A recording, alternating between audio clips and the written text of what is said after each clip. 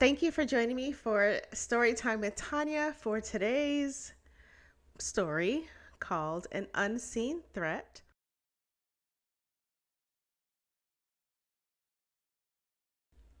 It's early morning when Rachel Jones returns from her run and steps into the elevator at the Mason 78 building.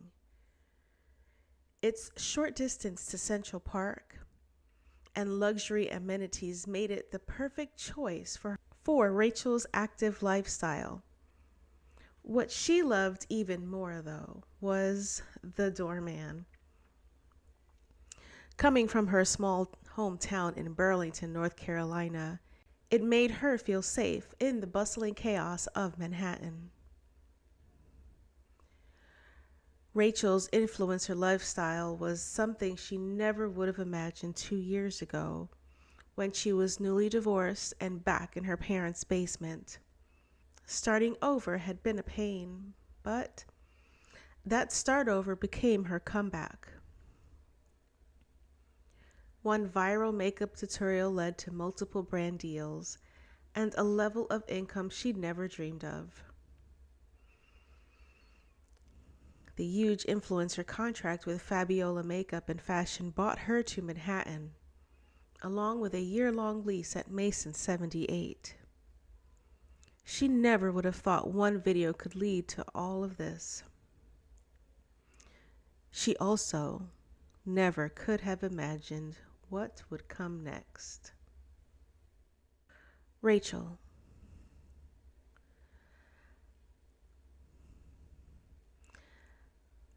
I wave to Marco, my favorite doorman, as I sip my large mocha frap. I cringe after another sip. Those extra miles this morning better have counted for something. Ugh, I know I need to do better, but my sweet tooth always wins. Staring at the elevator, I will it to move faster. With a stack of packages in one hand and my rich, sugary drink in the other, my mind races through my to-do list.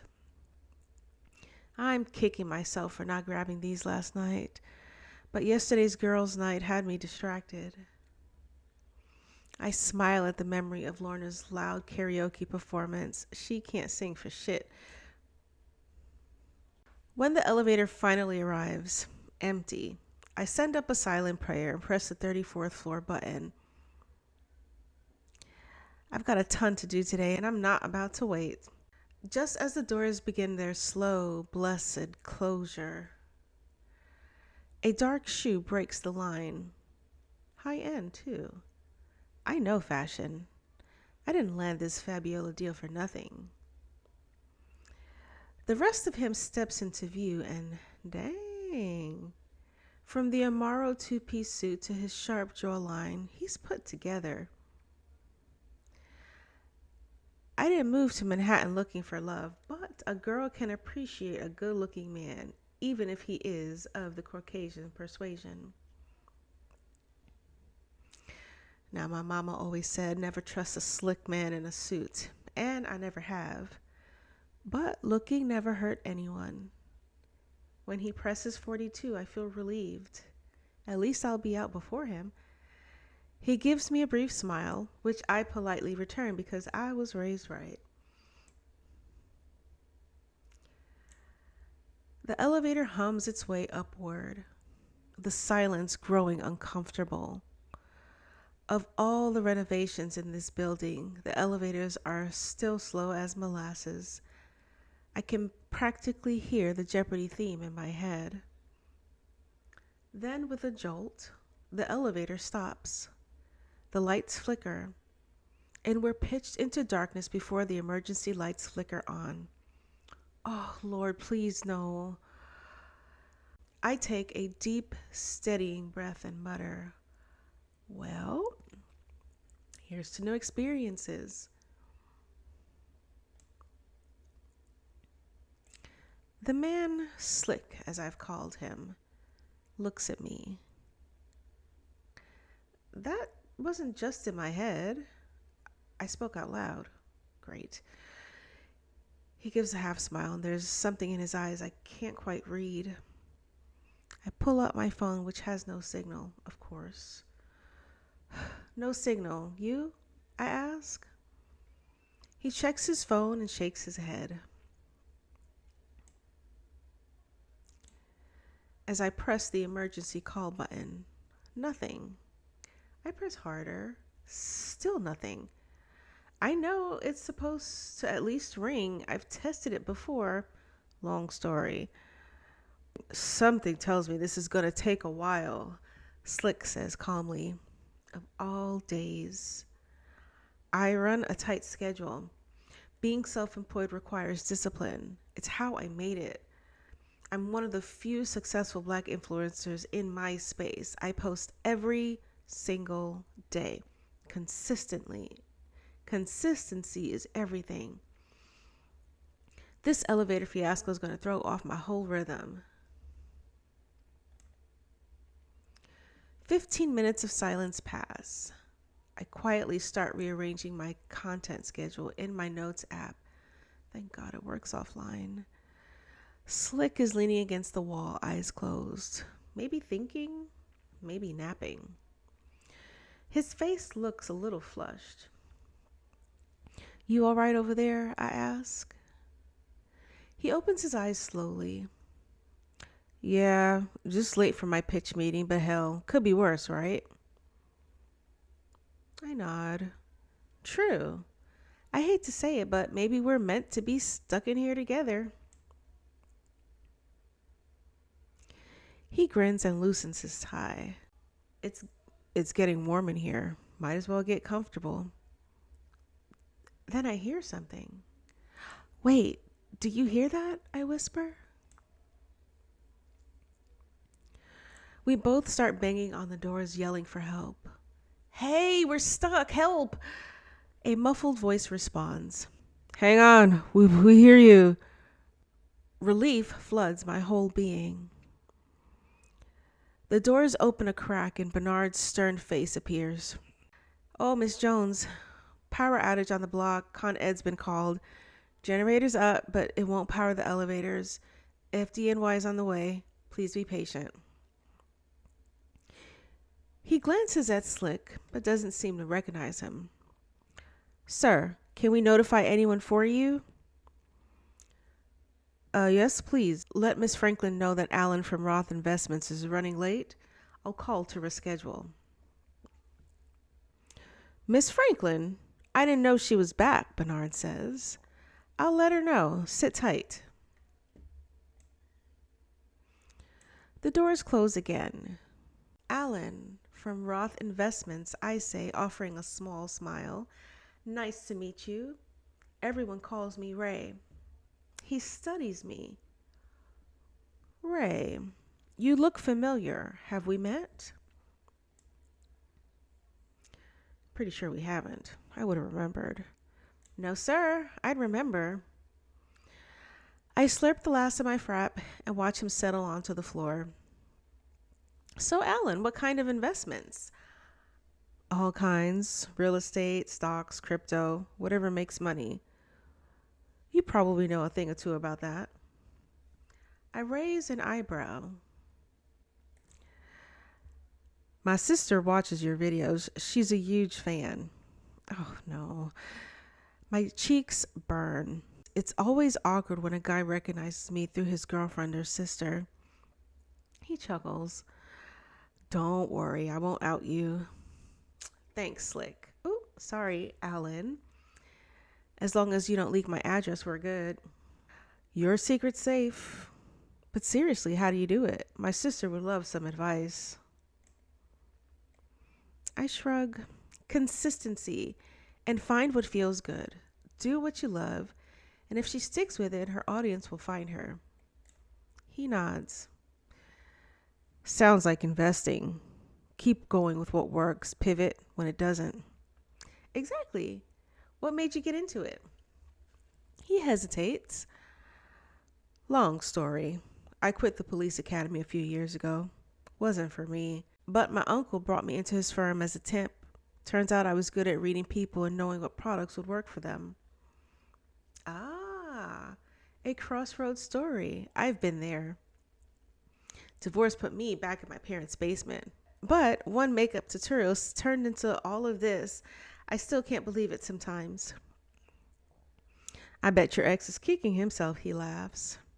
Oh, he definitely is, running that same farm goods store I left him in. We are deep in conversation when we hear the clinking again. Bernard peeks through the doors. FDNY's here along with the techs, he says. They'll either reroute power or pull you out. Just hang tight. When he disappears again, I sink to the floor.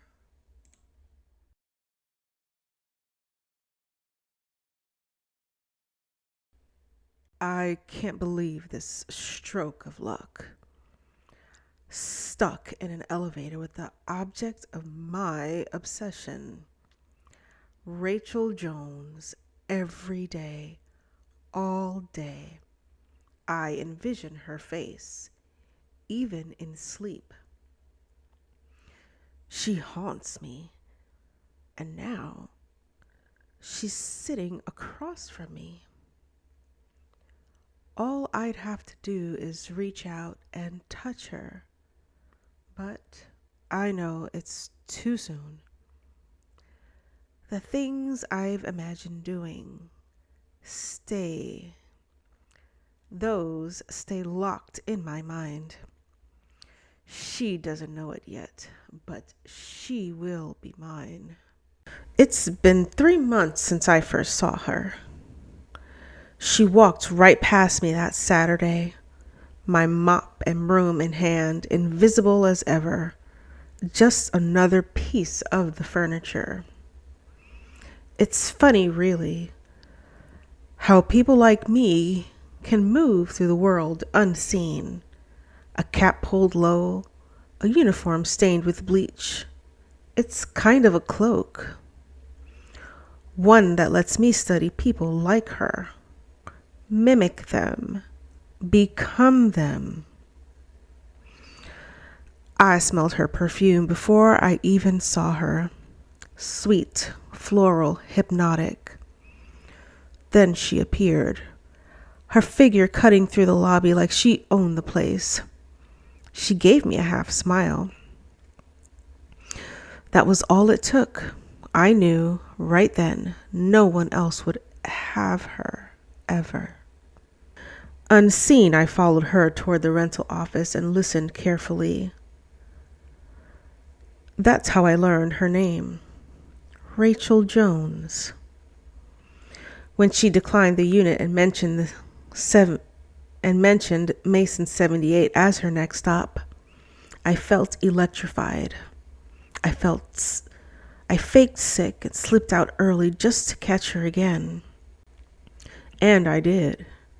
Speaking with the doorman, arranging movers. Jackpot. I waited for 3 weeks. I watched from a distance, patient. When she returned from her morning run, I knew the rhythm of her body by heart.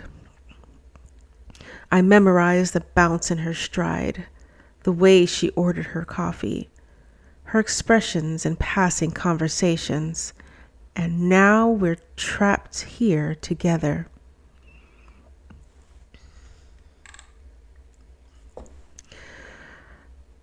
I keep my excitement buried, smoothed over with charm and practiced ease. The old Alan, the one from the academy, would have shown his cards too soon, but not this Alan. This version knows patience, knows how to play the long game, knows how not to end up with another Naomi. Naomi, who disappeared and left me with this scar. I clenched my jaw and returned my attention to Rachel. She's sitting cross-legged on the floor, arms folded, face drawn in frustration. So, Ray, I say casually, letting the nickname land. Talk to me about this influencer thing. Seems like it's working out for you. She glances over at me, eyebrows raised. Then her expression softens. Honestly, never thought it would become my full-time gig. I was working at the rainforest before I moved back in with my parents. It was a rough time.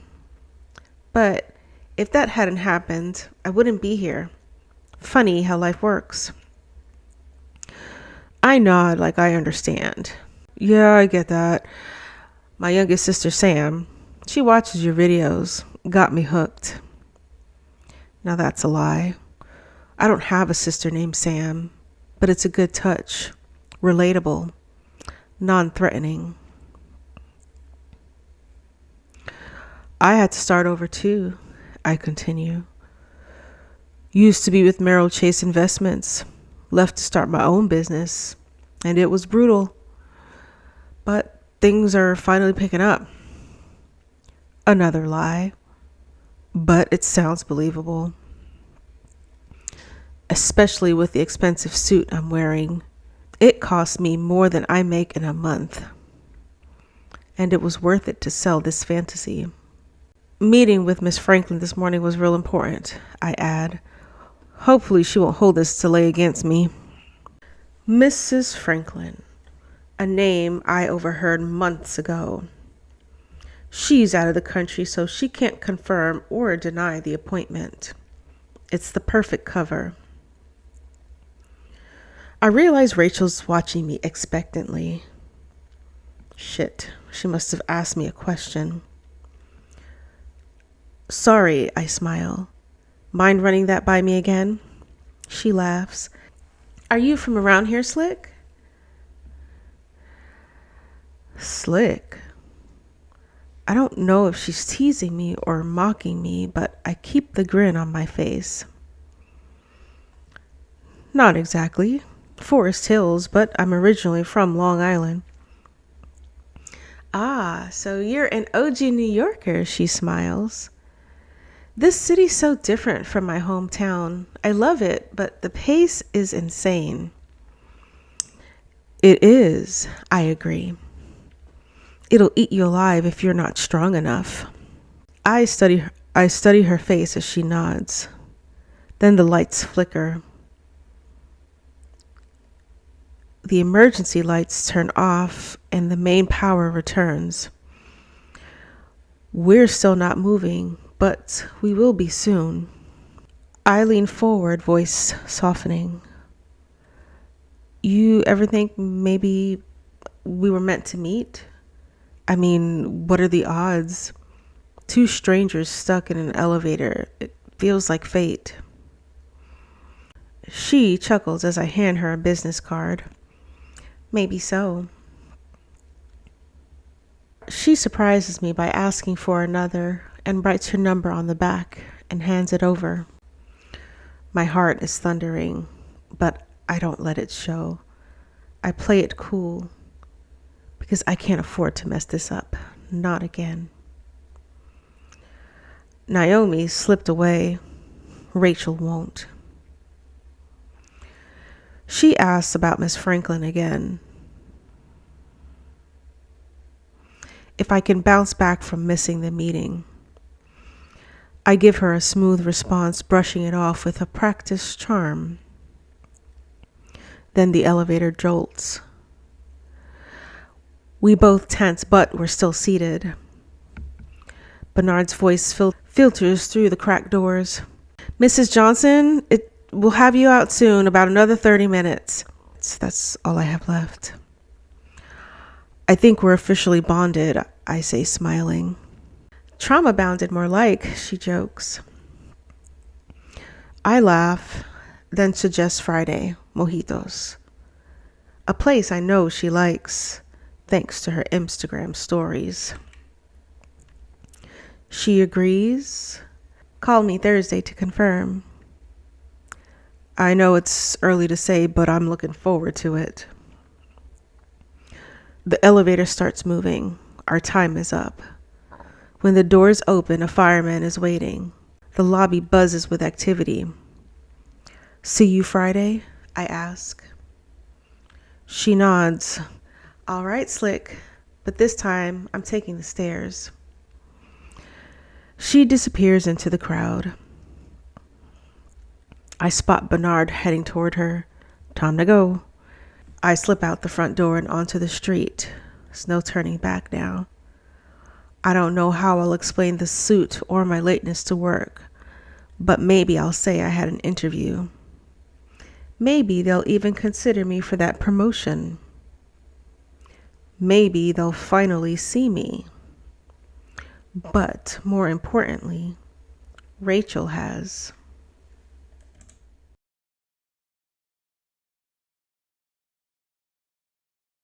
By Wednesday, I'm already regretting my decision to meet up with Alan on Friday. Getting stuck in an elevator with a stranger and trauma bonding into a date? That's not me. There's something about him I can't quite place. I nicknamed him Slick for a reason. He's so put together, almost too put together.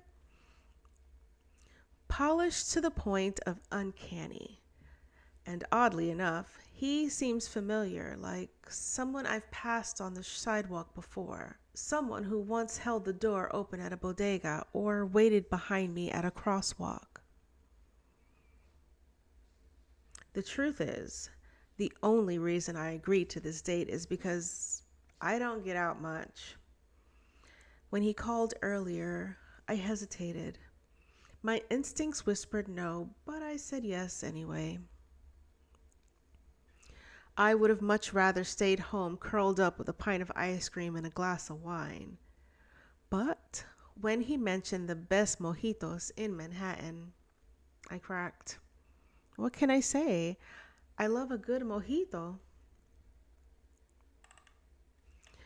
I'm still new to the city, but I chose this building carefully. A few creators I follow live here. Zia, though. Zia is quickly becoming my favorite. We met at a content creators conference a few months ago, and she's been a kind of a mentor ever since.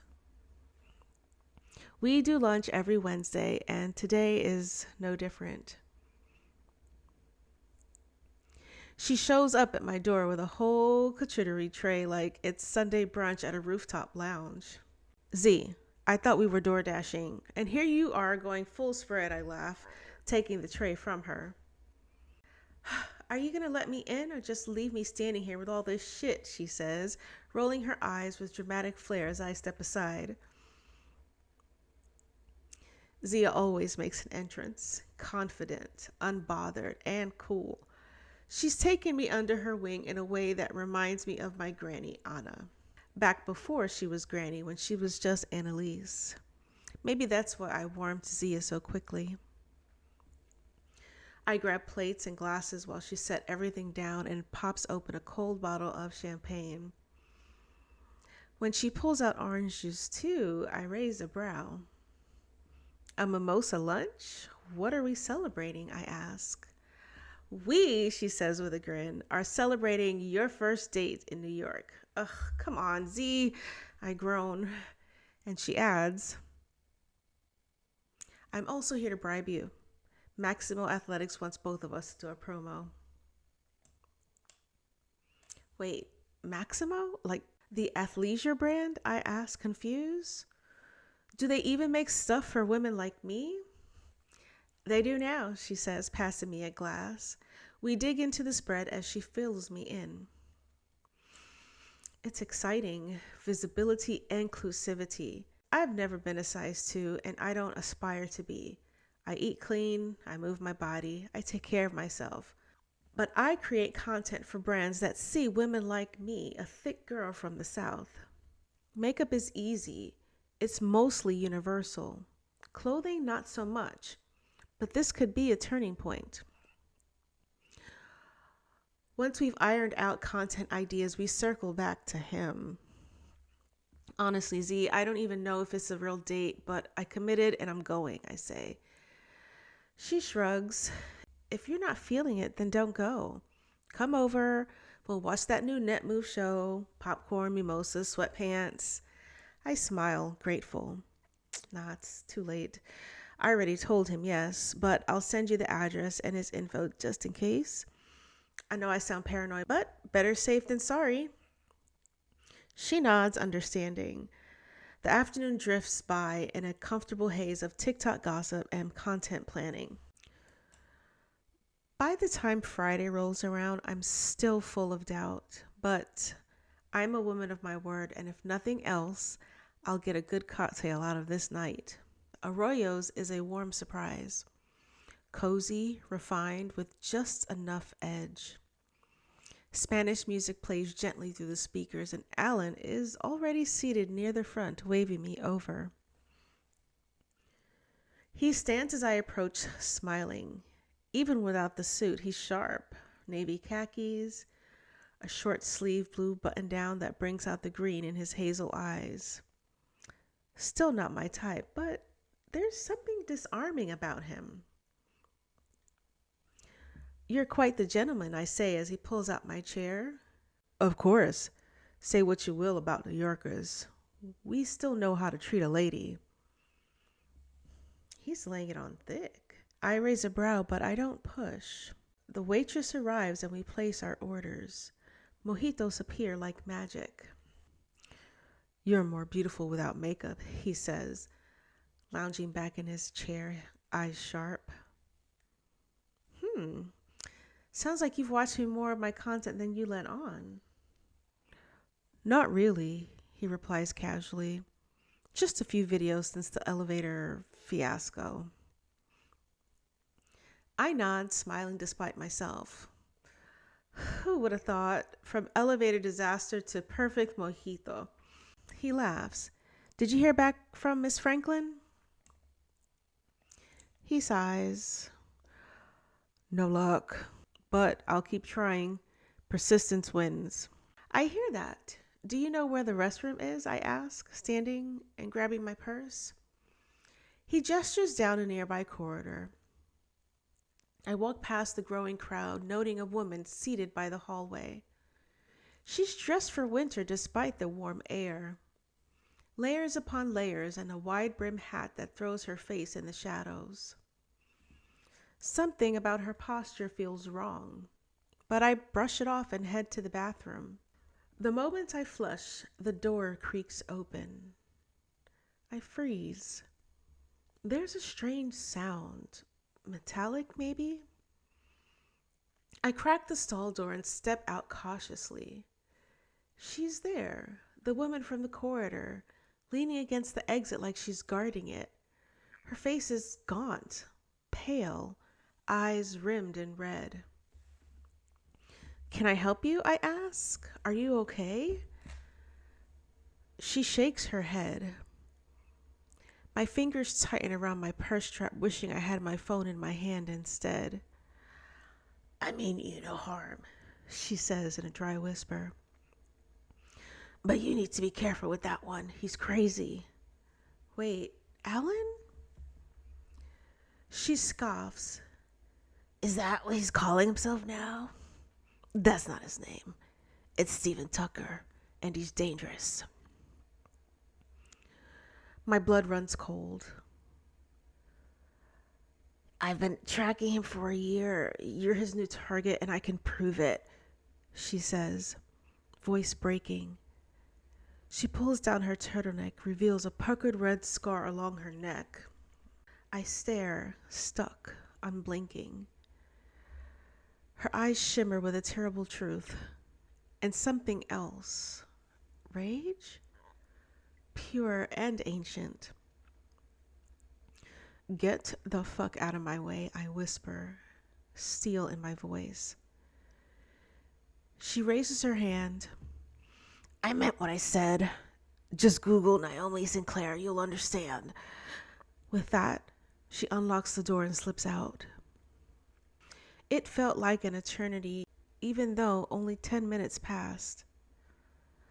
I stepped out, shaken, and pressed my back to the wall outside the bathroom, trying to breathe. A loud bang startles me. A waiter exits a side door with a bin of empty bottles. I seize the moment, bolt past them, and run into the night. I grab a yellow cab and give the driver Zia's address, and I don't look back. Zia opens the door, startled. Rachel, what happened? I just need a minute, I say, brushing past her. I barely make it to the bathroom before I'm throwing up. When I finally emerge, she has tea waiting, laced with something stronger. Her concern wraps around me like a blanket. I don't know what I'd do without her in this moment. I tell her everything, every word, every detail. She listens silently. What did you say her name was? She asks, grabbing her tablet. Naomi Sinclair, and his real name is Stephen Tucker. Zia's eyes widen as she scrolls. Then she stops, mouth parted in disbelief. She holds the screen out to me. There they are, both of them. A headline reads, Failed Murder Attempt in Jersey City. I stare at the images. It's him, and yet not. When I look at her face on that headline, whatever he did to her, it broke her in a way that reshaped her face and her whole being. The article says Naomi vanished before the trial. So the charges never stuck and she never testified. She just disappeared. And now he's here, charming, calm, and dangerous. My phone lights up again and again with his phone number. I send a final text. Please don't contact me again in any way.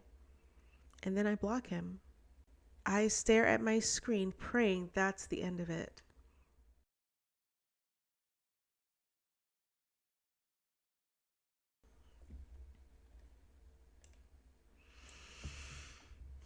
Alan,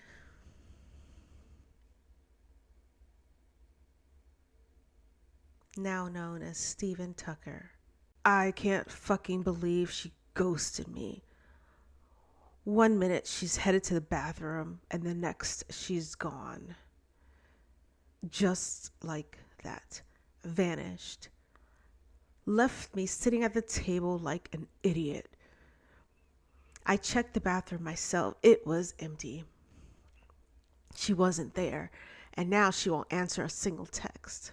Her socials show nothing out of the ordinary, just her usual curated bullshit.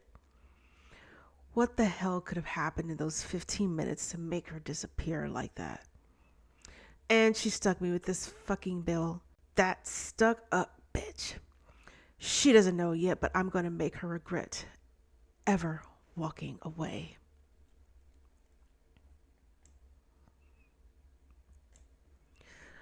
On the train ride back to Jersey City, I sit quietly, staring at nothing, running through every way I can make her pay. The more I think, the more the anger turns sweet. I laugh to myself, a soft, quiet laugh. Her hell starts now. It's been 2 weeks. She still hasn't answered. I called from spoof numbers every day that very first week. Each time blocked. This week, the calls don't even ring through. She's shut me out completely. After everything I did to find her, after all the effort I put into meeting her, and now nothing. I've barely seen her since. Her routine has changed. Her routine's changed, and I missed her for days. And when I finally catch sight of her on Monday, she just wasn't alone. There's some woman who's always with her. Always in those too tight workout outfits. Phones out, posing, laughing, filming. It's disgusting. Today, there's even a photographer taking shots of them. I can't wait to show Rachel what a respectable woman should look like. I'm pulled out of my thoughts by the sound of my phone ringing. 5 missed calls in the last 30 minutes. I blink hard, struggling to focus. My ears buzz as I press play on the voicemail. It's Javier urgently telling me to check my email. I've been fired for repeated no-shows, and I ignored my final warning. I feel the rage rising up in me like a wave, and I step out from the trees, watching Rachel across the park. I stare so hard I think I can will her to turn around, and just then, a jogger bumps into me, knocking my phone from my hand. The sound of it hitting pavement snaps me out of a trance. It's just not the time. Not yet. I stoop to pick up the phone without showing my face and head toward the nearest exit. My heart is pounding. This is all Rachel's fault. All of it. I worked so hard to rebuild my life after Naomi. I'd nearly forgotten that woman, but now it's all happening again. It's like Naomi's haunting me through Rachel. The same betrayal, the same false smiles, the same lies. I searched for Naomi for months after what I like to call the incident. It was like she just disappeared. I know she didn't die because I'm still free. She loved me enough not to press charges and disappeared instead. I even helped make sure the state didn't follow through. A little scandal involving the arresting officer hit the headlines at just the right time. I am, after all, a technological genius. I did the world a favor by getting rid of Naomi, and in a way, I won. But this time, I'm smarter. I've got AI on my side, chatbots, fake profiles, comments trashing Rachel's brands. I hire creators to drop bad reviews on her promos, and it's working. Slowly, the likes are dropping. She won't know it's me, but I'll be the crack in her perfect little world. Bad reviews are the death of a content creator. I linger near the newspaper stand by the cafe where she usually goes next, reading comments as I wait. It gives me a twisted kind of peace. And then there she is. She's walking toward the cafe, but something's off. She looks tense, not sad exactly, but sharp. Her eyes skim past me down the street and then snap back, locking on me. Her pace quickens, her expression fierce. She comes straight for me. Alan! Oh, no, wait, Stephen? She says, her voice rising loud and clear. I don't know what kind of game you think this is, but it is over. You're fucking crazy. And if you come near me again, I will get a restraining order. Stay off my social media. Leave me the hell alone. You're a fucking psychopath. The words hit like bricks. Everyone is watching. My fists clench. My vision goes red, but before I can move, I hear it. Walkie-talkies, police, they're close. I run fast and sprint, passing an old woman with white gray hair as I disappear into the city. On the train, grasping for breath, I cling to the pole. My heart is hammering. Who was that woman? Something about her face felt familiar, but Rachel is all I can think about. How dare she call me out like that in front of strangers? A psychopath? Me? I've lost my job because of her. She's going to pay for everything. When I get home, the rage finally takes over. When I get home, I feel free to let the rage take over. I don't remember what I smashed first. Maybe the lamp, maybe the bookshelf, maybe the mirror. It doesn't matter. I only stop when my arms are too sore to lift. Then I sleep, hard and heavy, until I'm woken by a banging on my door. Mr. Talker! Mr. Talker! Are you okay? Are you okay? Buddy, the super, his voice muffled through the door. I crack it open and tell him I'm sick. It's the flu or something. He nods and says he'll come back next week for the inspection. I shuffle back to the couch and go to sleep again. A full week passes where I clean everything up. No phone,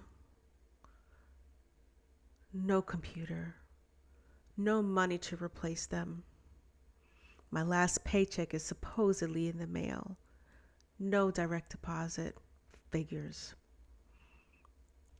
When it finally arrives Friday, it's less than expected. I guess I miss more days than I thought. Still, enough for a cheap phone and some groceries. But I need to get back online. I need to talk to Rachel. I realize the mess I made, literally and metaphorically, cost me time. Buddy's coming for that inspection soon, and I'm nervous. He arrives right on schedule, walks through my tiny apartment like it's a museum, says something about noise complaints to where I lie. Just a loud movie. Sorry about that, I say with a sheepish grin. Hey, by the way, you guys hiring for an assistant super? No, but send me your resume. I'll keep you in mind. Later that day, I get the new phone, finally. But when I try to find Rachel's accounts, they're gone. All of them. Like she's disappeared from the internet. Did she block me? How? I check from all of my accounts, all of my aliases, nothing. She's gone dark. My plan worked too well, it would seem, and now I can't see her at all. I wait behind her building for hours, hoping, watching. By 8 p.m., I've had enough. And when the concierge steps out for a smoke, I don't hesitate. I smash him across the head and steal his key card. Inside, it only takes me 10 minutes to find her floor. I stand at her door and smile. I knock softly. There's no answer. I knock harder. Still nothing. Then I just start pounding. Rachel, I call in a sing-song voice. Open the door. It's just me, Alan. I know I sound strange, unhinged, but I say it again. The door unlocks. It's not Rachel. A woman stands there, pistol in hand, and she looks like she knows exactly who I am. Rachel doesn't live here anymore. Now get the fuck away from this door. She cocks the gun. The police are on their way, and I'm counting to 3. I raise my hand. I step back and bolt down the stairwell, out of the building, into the alley. Gone.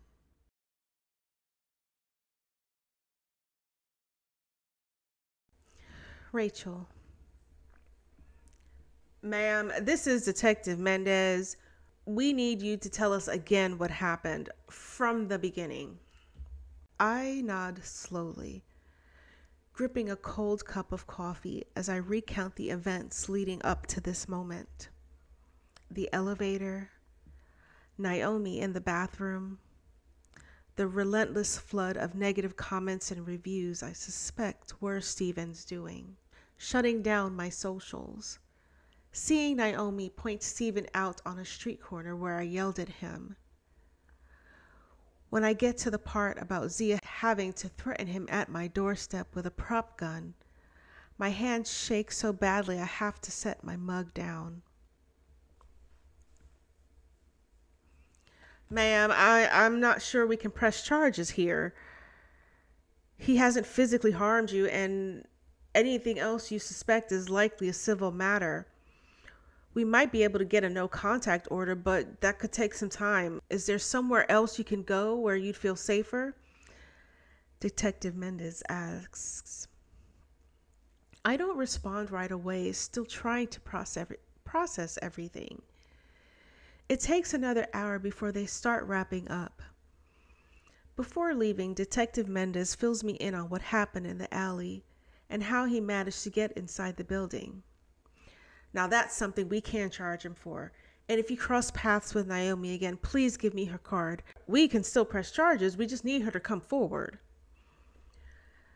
Zia shuts the door firmly behind the officers and turns to me. Rachel, you can't stay here, she says gently. Let's grab you a few things. Zia, you're right, and I think I need to get out of town for a few weeks. I'm gonna head back home to try to regroup.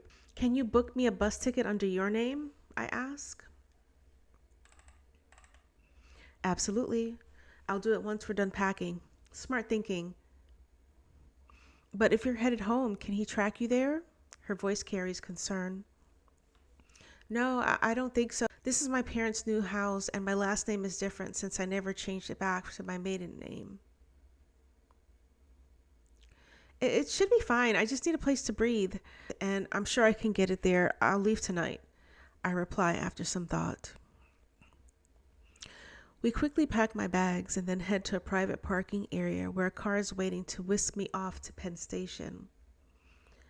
I'm on the bus shortly after, finally able to breathe. A true sigh of relief. The next morning, my parents are waiting for me at the bus station. I'm overwhelmed when my mom envelopes me in a tight hug, and my dad pulls me in with a firm squeeze. Dad, a proud veteran, drives us home, his eyes scanning the surroundings to make sure we're not followed. Once home, Mom starts on breakfast while Dad makes coffee. Baby, pull out those mugs and plates for breakfast. Then let's take your things upstairs. Upstairs? I ask, puzzled. I thought this house had a finished basement. Yes, baby. We're remodeling it. It won't be ready for another few weeks. Go ahead and take the big room in the back for now, she responds briskly. I take a few moments to regroup after putting my clothes away. When I come downstairs, Mom has expertly prepared a big breakfast. Over hot coffee and food, I explain everything. My parents listen, quietly, unsure of what to say. How will this affect your business, Rachel? Mom asks, concern lacing her voice. You worked so hard on these deals for this to happen? She shakes her head in disgust and falls silent. It sucks, I admit, but I worked out a few deals with the big ones after explaining what happened. While they're on hold, they've been understanding about why my pages are down. For the ones I couldn't save, I just filled content and sent it to them to use on their pages instead of mine. We'll see how that goes, I shrug. I'm really tired from this trip. I think I'm gonna go lay down. As exhausted as I am, I stare at the ceiling trying to figure out how I ended up here. I've always been skeptical of social media, but did I let it get to my head? Was I doing too much? I don't feel like I did. I don't think so. I'm confused how someone orchestrated all this. I had a feeling something was off, but never pinned it down. I should have dissected that instead of saying yes to that damn date. Did he cause the power outage too? Is that why we got stuck in the elevator? I dismiss that thought as I replay everything. What strikes me the most is when Naomi pointed him out on the street corner, I was shocked. He didn't even seem to recognize her. He passed by like she was a stranger. I can't let this dipshit stop my life, but I need to be smart and patient before I can get back in the game. I feel powerless right now, but I can't control everything. I'll focus on what I can control. This moment of clarity settles my mind enough for me to finally rest. After a week at home, I still feel jumpy, but feeling better. I'm easing back into things. My pages are up again, but I haven't posted anything new. I'm still creating content, just not posting to protect my own peace. The negative comments and smear campaigns seem to have died down. I can't prove it, but I know it was Steven. I don't know how. I just know. And if I've learned anything, it's to trust my gut. I jump a mile when Zia rings the doorbell, even though I'm expecting her. Somehow I missed her pulling up. I guess I'm more jumpy than I thought. She breezes in with bags and a hug. I've brought your favorite croissants. I hope they still taste good after this long ass drive, she exclaims. I missed you so much. Z, I'm so glad you're here. Can you believe this shit? I roll my eyes and usher her inside. Come sit and relax with your feet up. I'll make some tea. Zia looks serious as I set down the tea tray. Listen. Don't get upset, but I already took care of it. When the videographer reviewed our footage, you can see Steven in the background of a few shots. He was clever with his disguise, but I know it's him. I turned it over to Detective Mendez. Maybe we can get a restraining order after all, she explains. I listened surprised. Can you show me? I ask hesitantly. Are you sure? I'm worried about you. Maybe it's enough to know that the police have it, she replies. No, I need to see it. I won't let him scare me away from the truth I missed, I say firmly. Zia nods, pulls out her laptop, and shows me what was sent to the police. We sit in silence, and not only do I see Steven, I also see Naomi. I let out a sarcastic breath. Imagine that. 2 stalkers. Or is the stalker getting stalked? I joke. Zia pats my hand. That's not a question we can answer right now, she reminds me. You're right. Let's get to those revised contracts so we can have some fun, I say, shaking off the unanswered questions. That's my girl, Zia smiles, pulling out the new contracts, and we start reviewing carefully. I am so glad Zia spent the weekend with me and my parents. I'm sad to see her go, but she promises we'll video chat on Faces as much as I need. As she's leaving, my phone rings from an unknown number. Since so few people have this new number, I answer.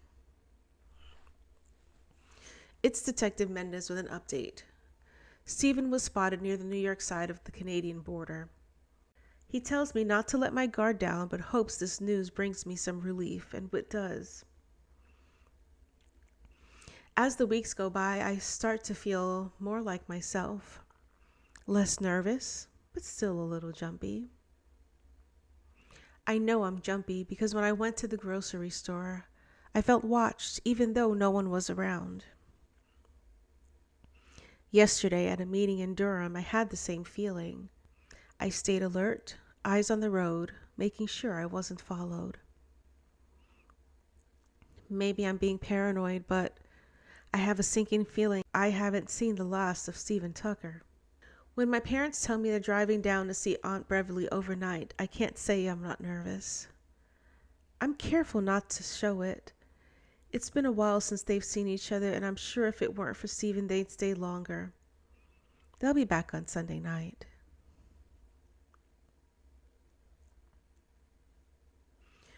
I manage to get through the day unfazed, but as evening falls, every noise in the house sets me on edge. A long, hot bath doesn't work its magic this time. So I'm relieved to see a text from Zia asking if I'm okay. I'm not, so I let her know quickly. Seconds later, my face app blinks, and I see Zia's face. Thank God she agreed to hang out until one of us falls asleep. A strange noise wakes me. I blink at my phone where Zia sleeps peacefully. Then I gasp. Steven is standing in my bedroom doorway. You thought you saw the last of me, didn't you? He says quietly. I rack my brain, staring between the gun in one hand and the knife in the other. I remain still as he stares at me. Stephen, whatever you're thinking, you don't have to do this, I say loudly, trying to rouse Razia. Please, Stephen, don't do this. Just leave and I won't call the police, I plead louder. Out of the corner of my eye, I see Zia stirring. I repeat, Stephen, please, and close my eyes. A flicker of relief washes over me as I can now see Zia moving quickly to end the call. I know with a certainty she's calling the police.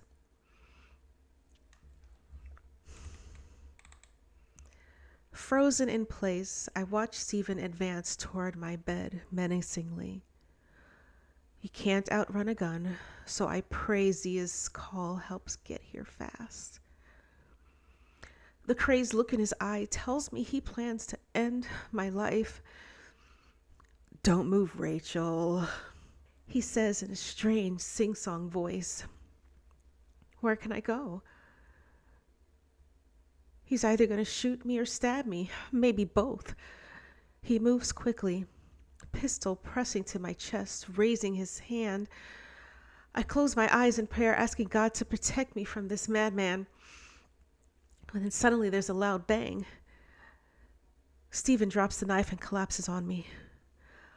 A woman screams loudly. It's not my voice I hear, but a scream I don't recognize. Even as Stephen is dragged off me with dead eyes, I can't stop screaming. I don't stop until I see Naomi's face swim before mine. I can't process what's happening until she whispers, "It's over. This nightmare is over. He's dead." She sways, eyes rolling back, and falls. I shake my head and hop off the bed, grab her, rocking her, willing her to wake up as I comfort the woman who saved my life. Blue and red flashing lights slash against the wall, and when I hear police scanners, I yell, We're up here, please, we need help, we need an ambulance." I thought Naomi was crazy, but she saved my life. The same person stalking me hurt her in a way that changed her life forever. Well, I can say the same for different reasons. I owe this woman a debt I can never repay.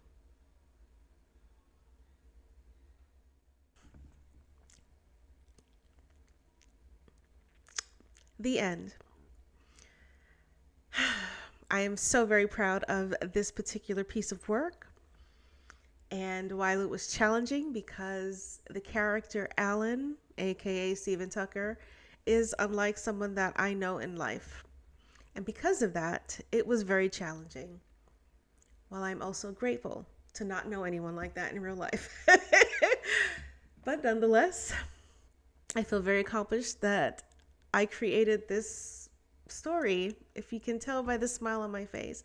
But thank you for joining me for Storytime with Tanya for this story called An Unseen Threat, Part 5, the story finale.